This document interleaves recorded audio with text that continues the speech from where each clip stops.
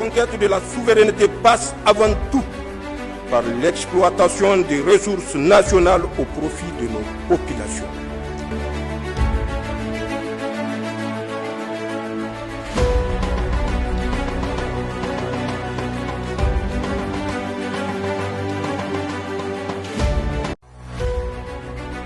La conquête de la souveraineté passe avant tout par l'exploitation des ressources nationales au profit de nos populations.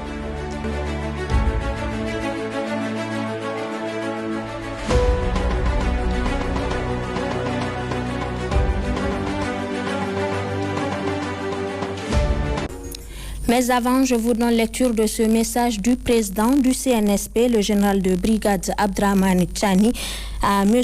Taye Aske Selassie, président élu de la République fédérale démocratique d'Éthiopie. Monsieur le Président et chers frères, votre brillante élection par le Parlement éthiopien à la magistrature suprême de votre pays le 7 octobre 2024 m'offre l'agréable occasion de vous adresser au nom du Conseil national pour la sauvegarde de la patrie CNSP, du gouvernement, du peuple nigérien et à mon nom mes sincères félicitations et mes vœux de pleine réussite dans l'accomplissement de votre haute et exaltante mission.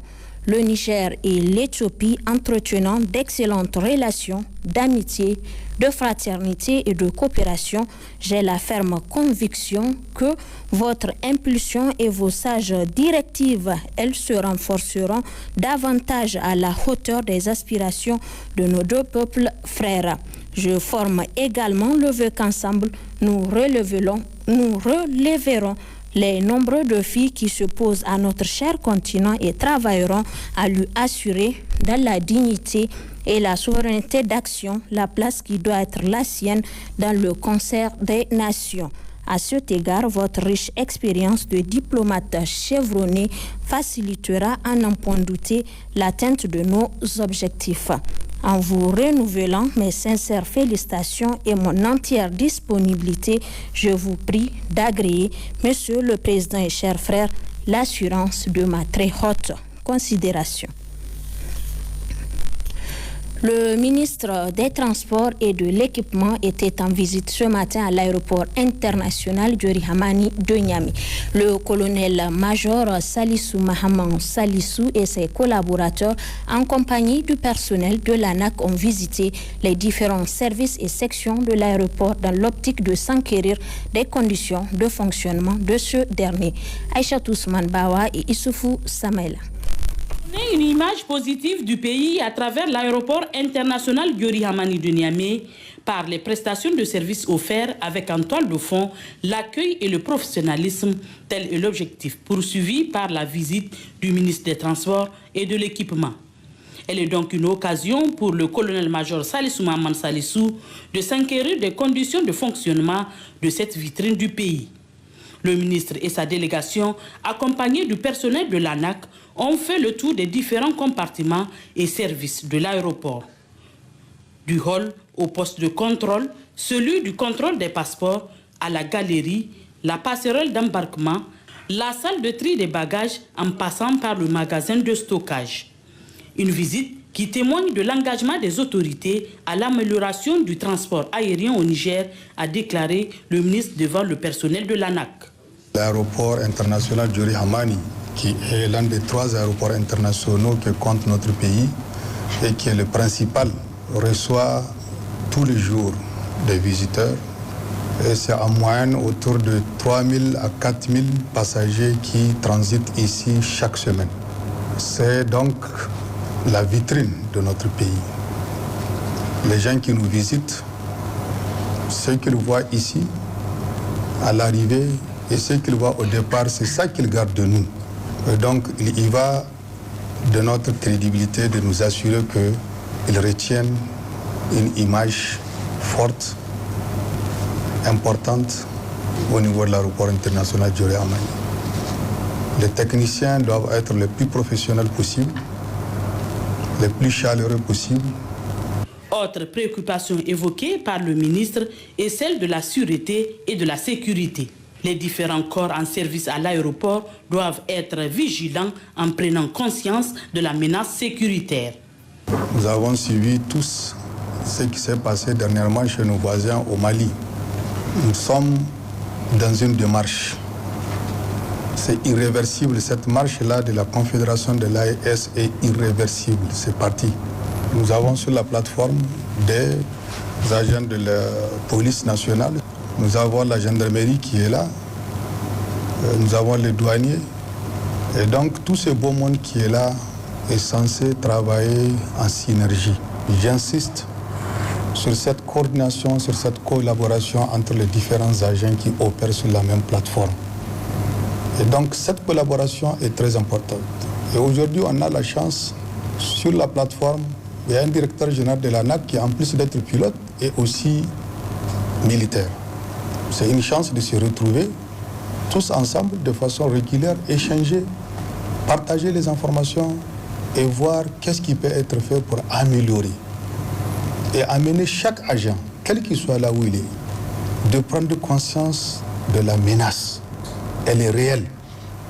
Après cette visite à l'aéroport international Yori Hamani de Niamey, le ministre des Transports et de l'Équipement a mis cap sur le centre de perfectionnement des travaux publics CPTP Kalmaharo pour constater l'état de stockage et de sécurisation des rails détachés récemment au niveau de la voie menant à l'aéroport international Yori Hamani de Niamey. En prélude à la journée internationale de la femme rurale qui sera célébrée le jeudi 17 octobre 2024, le ministre de la Santé publique, de la Population et des Affaires sociales, le médecin-colonel-major Garba Hakimi, a procédé ce matin au lancement officiel de la première édition de la foire de la femme rurale, une foire consacrée à l'exposition et à la vente de produits 100% locaux des vaillantes et résilientes femmes nigériennes transformatrices. Mariam Ibrahim Sabi et Suleiman Wali. Cette première édition de la foire de la femme sur l'exposition et la vente des produits locaux intervient en prélude à la journée internationale de la femme rurale, une journée qui met en exergue toutes les questions liées à la femme instaurée le 18 décembre 2007 par l'Assemblée générale des Nations unies. Elle a été instaurée dans le but de reconnaître le rôle décisif et l'importance des femmes rurales dans la promotion du développement agricole, dans l'amélioration de la sécurité alimentaire et dans l'élimination de toute forme de discrimination à l'égard de ces femmes. En lien avec l'ODD 5, parvenir à l'égalité des sexes. Le ministre de la Santé publique, de la Population et des Affaires sociales a dans ses propos félicité l'ingéniosité des femmes à travers cette initiative qui démontre à quel point elles sont déterminées à atteindre vaille que vaille leur autonomisation. Cette foire qui expose les produits issus de votre travail est la preuve éclatante de votre contribution inestimable aux efforts de construction. Votre apport dans le commerce, bien que souvent informel, représente une part importante dans le secteur économique. Cette fois est l'occasion de célébrer la capacité d'innovation et d'adaptation des femmes nigériennes. Les produits que nous avons l'honneur d'admirer ici sont le fruit d'un travail acharné, mais aussi d'une vision. Celle d'une femme qui, malgré les obstacles, voit des opportunités pour construire un meilleur avenir.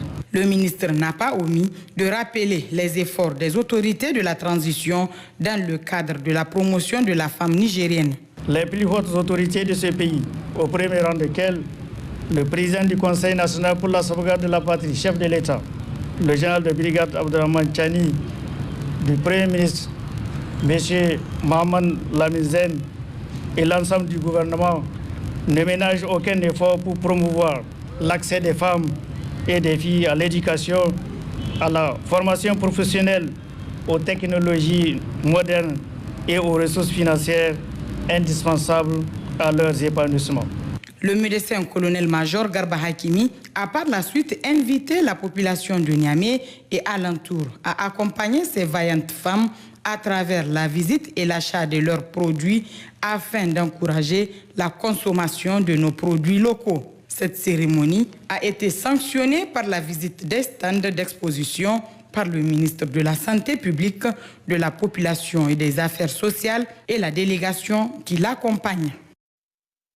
Demain 15 octobre 2024, le Niger, à l'instar des autres nations du monde, va célébrer la journée mondiale du lavage des mains au savon. À l'occasion de la commémoration de cette journée, le ministre de l'Hydraulique, de l'Assainissement et de l'Environnement a livré un message. Dans ce message, le colonel Maizama Abdoulaye appelle tous les acteurs, autorités, leaders religieux et sociétés civiles à une sensibilisation accrue sur les bonnes pratiques d'hygiène et d'assainissement. Mariama Dakou et Philippe Tchao. Célébrée tous les ans, ce depuis 2008, la journée mondiale du lavage des mains au savon a pour but essentiel de donner suite aux appels de la communauté internationale en faveur de l'amélioration des pratiques d'hygiène et d'assainissement. À travers la célébration de cette journée, d'autres objectifs poursuivis, c'est de promouvoir cette pratique afin de contribuer à la réduction du nombre de décès liés au manque d'hygiène, notamment chez les plus jeunes. Pour commémorer la journée du lavage des mains au savon, le thème retenu cette année au plan mondial est, je cite, « Pourquoi est-il toujours important d'avoir des mains propres ?» Le choix de ces thèmes se justifie par le fait que laver les mains au savon n'est pas encore totalement ancré dans les habitudes de la plupart des communautés. Ce constat est hélas vrai pour les populations nigériennes. Les mains propres restent une arme fondamentale contre la propagation des infections, des maladies et des germes nocifs. Nous devrons donc faire du lavage des mains au savon une pratique qui constitue à des meilleurs résultats en matière de santé dans nos ménages, nos écoles, nos formations sanitaires ou lieux publics et dans nos interactions quotidiennes pour un Niger plus sûr pour tous. C'est pourquoi Son Excellence, le général des brigades Abdraman Chani, président du Conseil national pour la sauvegarde de la patrie, chef de l'État, et le Premier ministre, ministre de l'économie et des finances, Son Excellence Ali Mohamed Lamine Zen, accorde un cachet particulier aux actions d'éducation en matière d'hygiène et d'assainissement qui sont conduites. Pour bien commémorer cette journée en touchant le plus grand nombre de personnes, ce sont différentes activités qui sont prévues par le ministère de l'Hydraulique, de l'Assainissement et de l'Environnement. La conduite des actions de sensibilisation aux moyens des médias nationaux à l'endroit de la population. La sensibilisation et la donation des kits d'hygiène, de lavage des mains et en matériel aux femmes victimes de fistules obstétricales. La célébration de la journée dans une école de Dosso et sa dotation en kits d'hygiène et d'assainissement, y compris des dispositifs de lavage. La journée sera en outre consacrée à la sensibilisation de la jeunesse à travers des sketchs, des chants et des séances de démonstration de lavage des mains au savon. Et enfin, la mise en place systématique des équipements de lavage des mains à l'occasion de la construction de chaque infrastructure d'assainissement. Depuis les éditions précédentes et l'avènement du Covid-19, nombreux sont ceux qui se lavent les mains avec du savon. Toutefois, a dit le ministre, des actions importantes doivent être poursuivies afin de créer un environnement favorable, systématisant le lavage des mains au sein de la quasi-totalité des populations. Pour cette raison, le ministre Maizama Abdoulaye a lancé un appel pressant pour qu'il y ait plus d'actions d'information et de sensibilisation sur les bonnes pratiques d'hygiène et d'assainissement.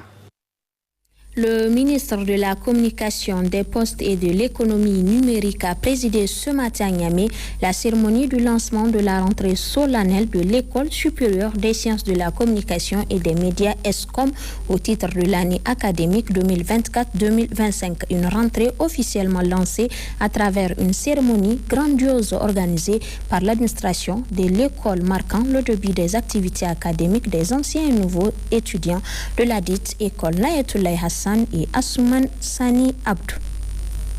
Ce jour marque la rentrée solennelle des étudiants et élèves de l'École supérieure des sciences de la communication et des médias ESCOM. La montée des couleurs constitue le début de cette cérémonie consacrant la rentrée. En effet, depuis sa création à nos jours, l'école a formé plus de 8000 étudiants des différentes filières. Ainsi, l'année académique précédente a été aussi satisfaisante avec des résultats très satisfaisants. Notre école a été créée par décret numéro 77/PCMS du 8 décembre 1977 sous la dénomination de Centre de formation aux techniques de l'information CFTI. 10 ans après, le CFTI sera transformé en Institut de formation aux techniques de l'information et de la communication IFTIC, puis en École supérieure des sciences de la communication et des médias ESCOM, suivant le décret 2022-924/PR-RN/MC du 30 novembre 2022. L'année académique 2023-2024 s'est achevée sur une note de satisfaction avec un taux de réussite globale de 95,68%, tout niveau confondu.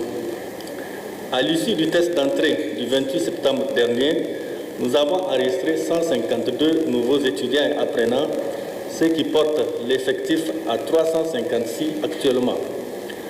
Il faut noter que nous sommes dans l'attente de 75 brevetés du ministère de l'Éducation nationale. Dans son intervention, le ministre en charge de la communication a salué le travail accompli par le personnel. Sidi Mohamed Raliou a également rappelé les importantes innovations apportées cette année, surtout celle de la création des filières de formation en langue nationale. La particularité de cette année 2024